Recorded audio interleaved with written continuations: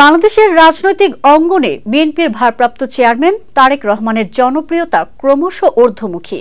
সম্প্রতি strategy and policy ফোরামের এক গবেষণা প্রতিবেদন অনুযায়ী তার বক্তব্য এবং কার্যক্রম সম্পর্কে ৭৭.১% মানুষ ইতিবাচক মনোভাব পোষণ করেছেন। গবেষণায় দেখানো হয়েছে ইতিবাচক মতামতের হার ৭৭.১%, যেখানে ১৪.৩% নিরপেক্ষ এবং মাত্র ৮.৬% নেতিবাচক।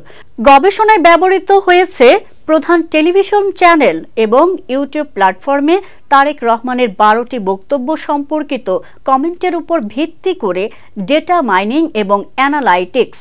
গত নভেম্বরের দ্বিতীয় সপ্তাহ থেকে ২৩ নভেম্বর পর্যন্ত জনগণের মতামতের গতি প্রকৃতি নিয়ে এই গবেষণা করা হয়। সময়ের সাথে সাথে ইতিবাচক মতামতের হার বেড়েছে, যা তারেক রহমানের বক্তব্যের গ্রহণযোগ্যতার উত্থানকে নির্দেশ করে। তারেক রহমানের রাষ্ট্র কাঠামো মেরামতের ৩১ দফা এবং ফ্যাসিস্ট শাসন ব্যবস্থার বিরুদ্ধে দৃঢ় অবস্থান জনগণের কাছে তাকে একজন শক্তিশালী ও প্রত্যাশিত নেতা হিসেবে তুলে ধরেছে। তার নেতৃত্বে গণতন্ত্র পুনঃপ্রতিষ্ঠার সম্ভাবনা নিয়ে সাধারণ মানুষের মধ্যে ব্যাপক আশাবাদ দেখা দিয়েছে। তারেক রহমানের এই জনপ্রিয়তা ভবিষ্যতের রাজনীতিতে গুরুত্বপূর্ণ ভূমিকা পালন করবে বলে ধারণা করা হচ্ছে।